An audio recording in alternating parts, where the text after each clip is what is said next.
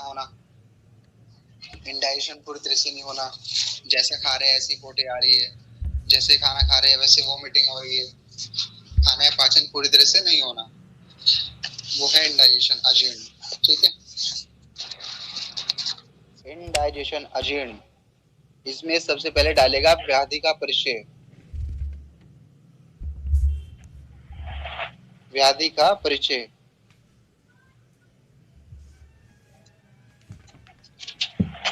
इसमें क्या, अजीर्ण पाचन संस्थान की प्रमुख व्याधि है, अजीर्ण पाचन संस्थान की प्रमुख व्याधि है।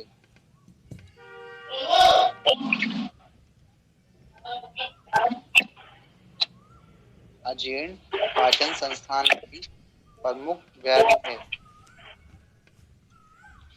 जो हमारा डाइजेस्टिव सिस्टम है, अगर उसमें जो भी प्रॉब्लम होती है सबसे पहले तो डाइजेशन की होती है, इंडाइजेशन की, खाने का पाचन नहीं होता है, और वहीं से ही ज्यादातर जो डिसीज स्टार्ट होती है वो डाइजेस्टिव सिस्टम के खराब होने से ही स्टार्ट होती है। अगर खाने का पाचन सही से नहीं होगा तो शरीर में जो सप्त धातुएं हैं वो भी नहीं बनेगी। ठीक है, अजीर्ण पाचन संस्थान की प्रमुख व्याधि है।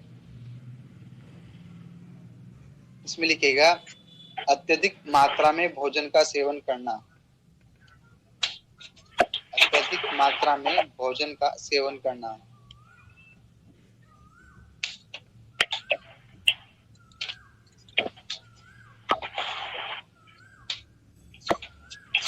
तथा भोजन के सम प्रमाण तथा विषम प्रमाण का ध्यान नहीं रखना, भोजन के सम प्रमाण तथा विषम प्रमाण का ध्यान नहीं रखना, यानी कि सम मात्रा में लेना है, विषम मात्रा में लेना है, कौन सा आहार कितनी मात्रा में लेना है।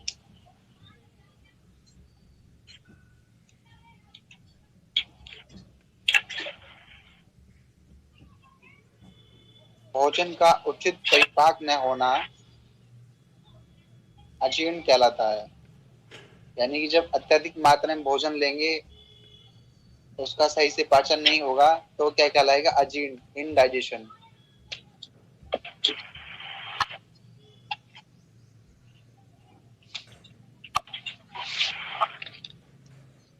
फिर इसमें कॉज लिखे, कॉज निदान।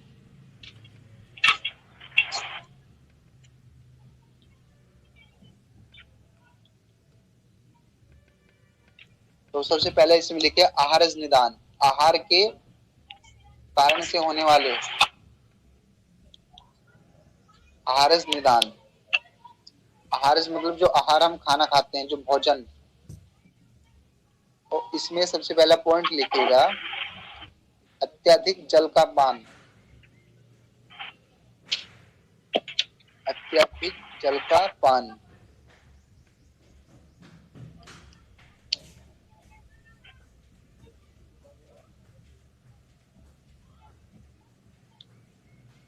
सेकंड लिखेगा इसमें विषमाशन, विषमाशन।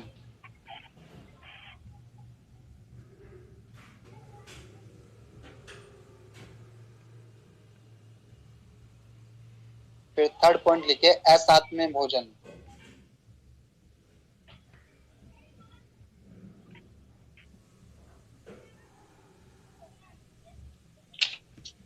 असात्म्य भोजन। फिर फोर्थ लिखे गुरु, गुरु यानी कि हैवी, शीत, कोल्ड आहार सेवन, यानी कि गुरु शीत आहार सेवन।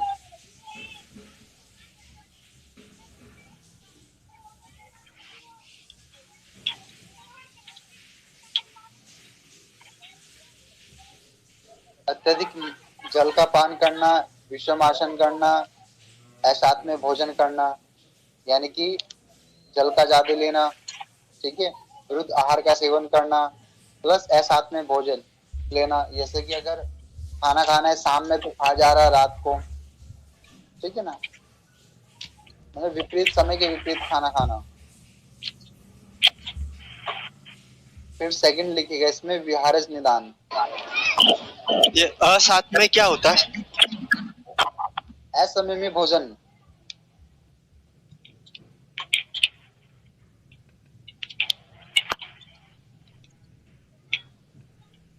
फिर सेकंड लिखिएगा विहारस निदान।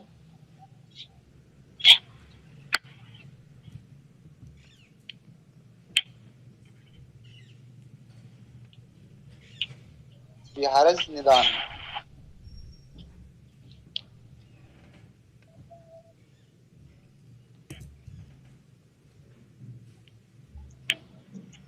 इसमें लिखिएगा सबसे पहले वेग विधारण।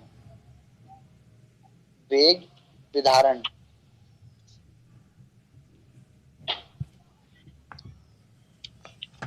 वेग जो होते हैं वो 13 प्रकार के वेग बताए गए हैं। खाना पीना, छींकना, सांस लेना, जुबाई लेना, जिनको धारण करना चाहिए।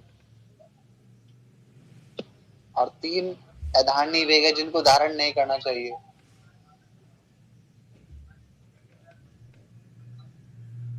फिर इसमें सेकंड लिखे है वमन, विरेचन व स्नेह का विभ्रम। वमन, विरेचन व स्नेह का विभ्रम।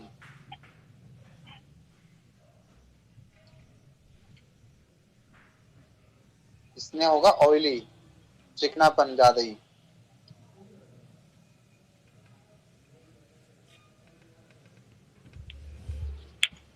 फिर नेक्स्ट लिखिएगा देश काल तथा ऋतु विषमय। ऋतु कौन सी चल रही है? ऋतु के विरुद्ध सेवन करना, काल के विरुद्ध आहार का सेवन करना।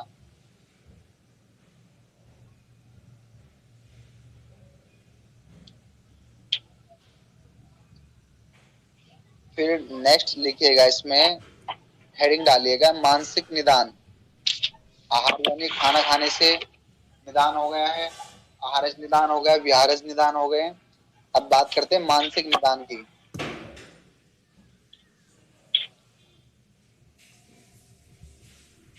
सबसे पहले इसमें डाले चिंता।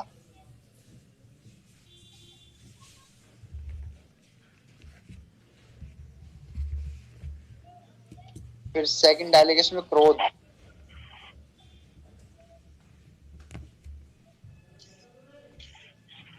चिंता, क्रोध। फिर थर्ड डालेगा इसमें भय, लोभ।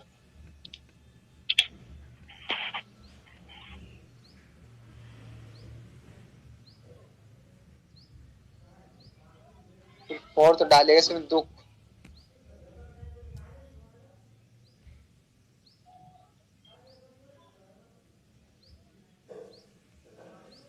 फिर डालिएगा अन्य द्वेष होने पर भी भोजन।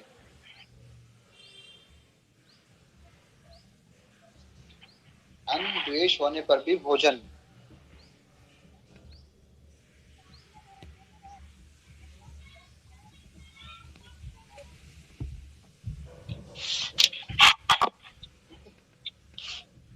अन्य द्वेष यानी कि अगर कोई खाना तोरी आ गई है सामने, उससे द्वेष हो रहा है फिर भी हम उसे खा रहे हैं पेट भरने के लिए, वो भी कभी कभी इंडाइजेशन का कारण बनती है।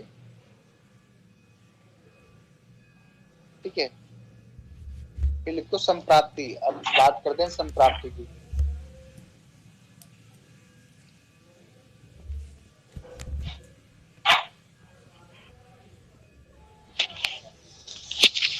तो संप्राप्ति में भी आप लिखेगा विशिष्ट संप्राप्ति।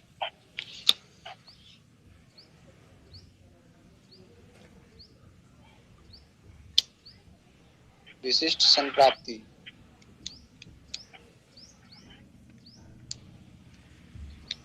इसमें सबसे पहले लिखे निदान का सेवन। निदान सेवन, ठीक है ना।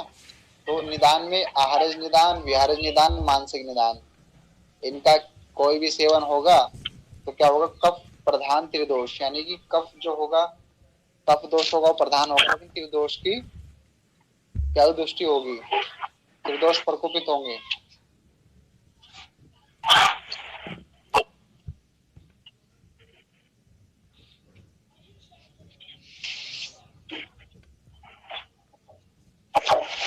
कफ प्रधान त्रिदोष प्रकोप, वात पित्त कफ, तीन दोष क्या हो जाएंगे? प्रकोपित हो जाएंगे। फिर क्या होगा? जो हमारी काया अग्नि होगी उसकी क्या हो जाएगी? दुष्टि हो जाएगी। काया अग्नि 13 प्रकार की अग्नियां होती है ना, 7 धातु अग्नि, पंच महाभूत अग्नि और एक जठराग्नि।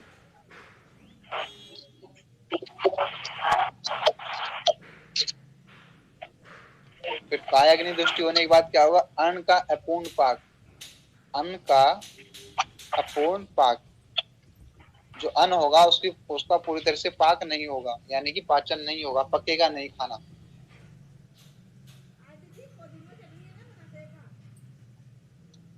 अन्न का अपूर्ण पाक।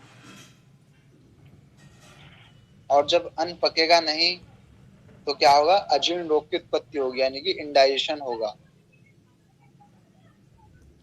अजीर्ण रोग की उत्पत्ति होगी।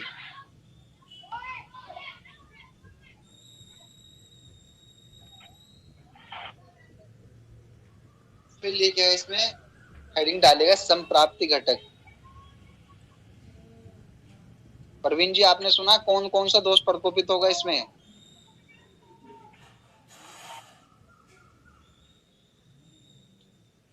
कफ प्रधान त्रिदोष, यानी कि वात पित्त कफ तो दूषित होंगे ही होंगे, लेकिन कफ दोष क्या होगा? प्रधान रहेगा इसमें। ठीक है, तो हेडिंग डालेगा संप्राप्ति घटक। तो संप्राप्ति घटक में सबसे पहले दोष लिखेंगे कि कौन कौन से दोष प्रकोपित होते हैं। तो दोष के सामने लिखना कफ प्रधान त्रिदोष, यानी कि जो कफ होगा वो प्रधान होगा, बाकी वात भी दूषित होगा और पित्त भी दूषित होगा। तो कफ प्रधान त्रिदोष।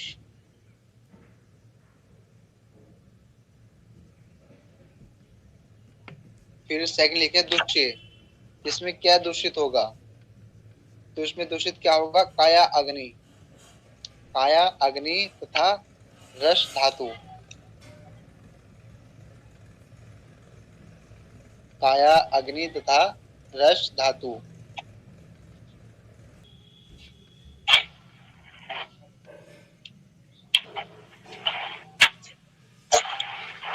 तो क्या होगा इसमें? दूसरी काया अग्नि प्लस रस धातु। फिर लिखिए स्रोतस,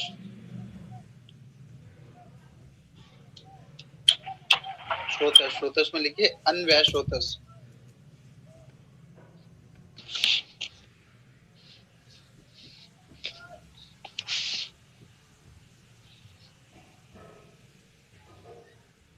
अधिष्ठान,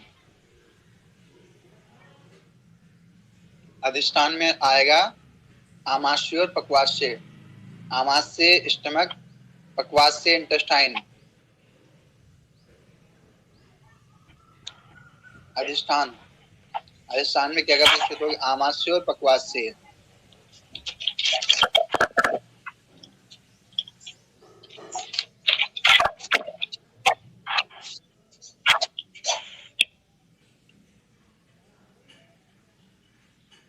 फिर इसमें स्वभाव कैसा रहेगा? चिरकारी होगा, दारुण होगा, कैसा होगा? तो इसमें स्वभाव जो होगा वो होगा दारुण।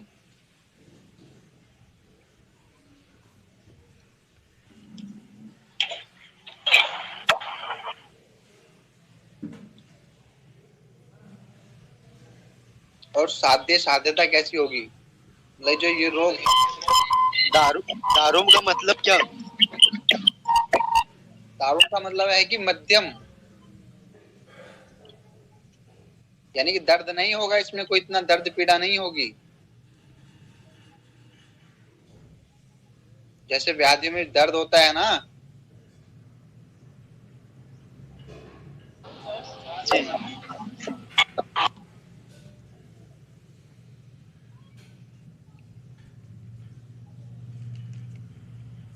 साध्य साध्यता।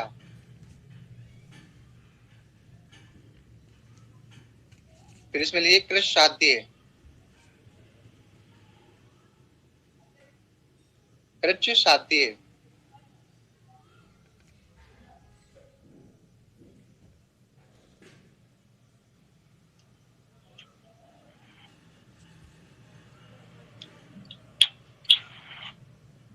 फिर अग्नि लिखिएगा, अग्नि। अग्नि क्या होगी इसमें? मंद होगी। अग्नि मांग, जो अग्नि होगी वो इसमें मंद होगी।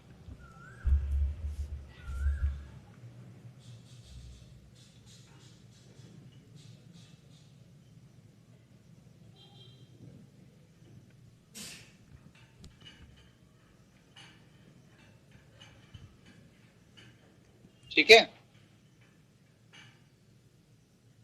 व्याधि का परिचय हो गया, निदान हो गए हैं, संप्राप्ति हो गई है, संप्राप्ति घटक हो गए हैं।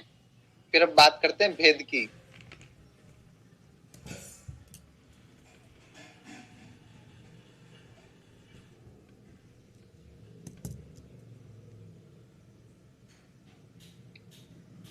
तो सबसे पहले भेद में लिखिए आमाजीर्ण।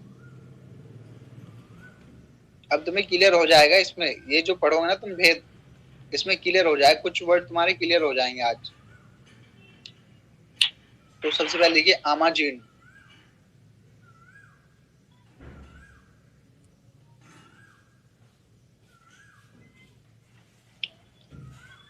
फिर सेकंड लिखे इसमें विग्धाजीर्ण। विग्धाजीर्ण, ये अभी पता चल जाएगा तुम्हें जैसे जैसे पढ़ेंगे ना, आमाजीर्ण क्या होता है, विग्धाजीर्ण क्या होता है। फिर नेक्स्ट लिखेगा विष्टब्दा, विष्टब्दा जीर्ण।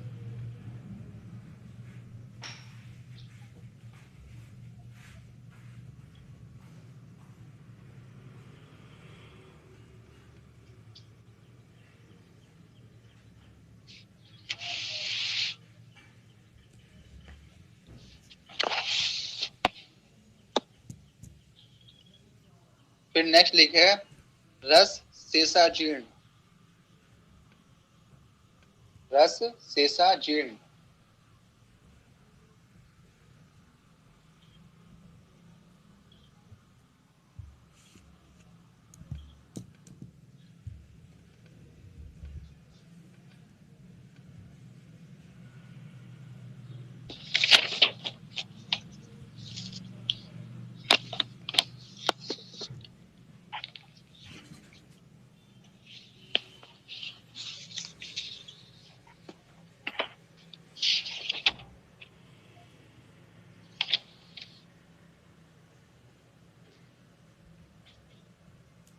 तो सबसे पहले लिखिएगा आमाजीर्ण। आमाजीर्ण।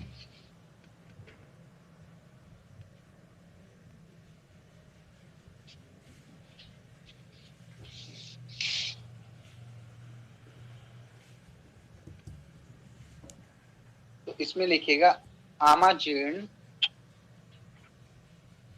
आमाजीर्ण कफ दोष की अधिकता से उत्पन्न होता है। आमाजीर्ण कफ दोष की अधिकता से उत्पन्न होता है।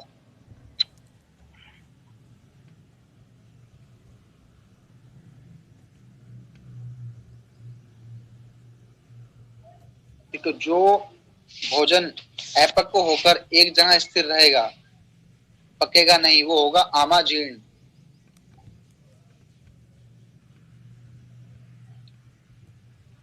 आमाजीर्ण, ठीक है।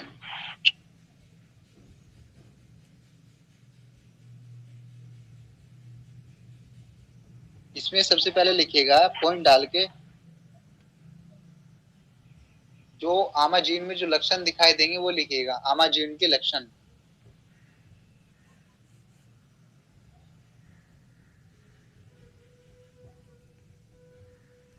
नेत्र तथा कपोल शोथ। इसमें लिखे नेत्र तथा कपोल शोथ। Swelling over eyes and face, यानी जो आईज है उसके पास, उसके चारों तरफ स्वेलिंग और फेस पे स्वेलिंग।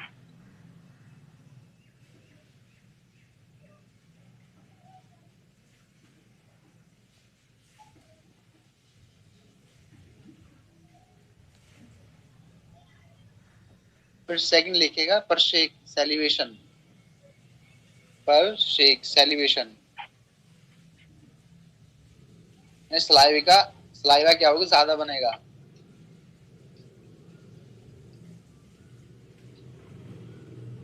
फिर थर्ड लिखिएगा उत्क्लेश। उत्क्लेश बोलते नोजिया को। जी कच्चा होना, जी मिचलाना, उत्क्लेश, नोजिया। फिर नेक्स्ट लिखिए अंगों में भारीपन, हैवीनेस इन दी बॉडी।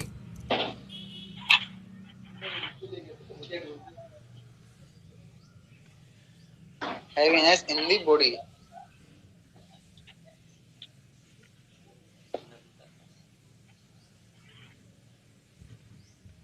ठीक है, ये हो गया आपका आमाजीर्ण। फिर नेक्स्ट लिखिएगा इसमें विग्धाजीर्ण। विग्धाजीर्ण।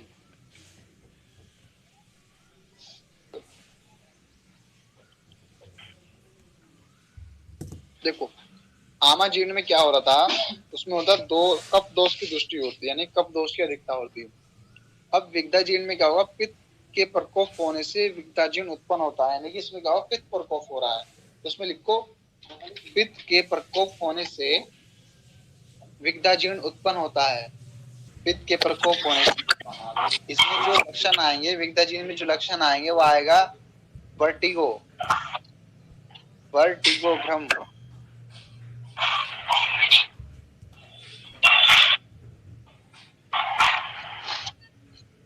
फिर सेकंड आएगा मूर्छा, फेंटिंग, मूर्छा, फेंटिंग। फिर थर्ड आएगा चुप। फिर थर्ड आएगा तृष्णा और दहा, तृष्णा और दहा, पॉलीडिप्सिया एंड बर्निंग सेंसेशन। तृष्णा और दहा, तृष्णा प्यास का अत्यधिक लगना, पॉलीडिप्सिया, दाह जलन होना, बर्निंग सेंसेशन।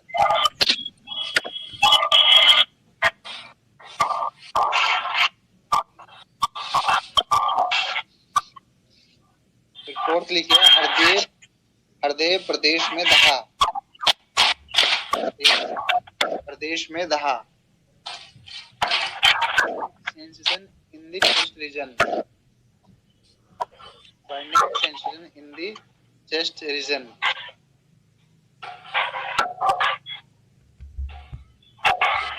क्या कह रहे हो? फिर लिखिएगा नेक्स्ट लिखिएगा श्वेत आधिक्य,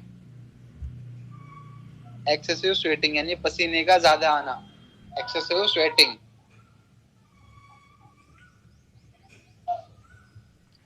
एक्सेसिव स्वेटिंग।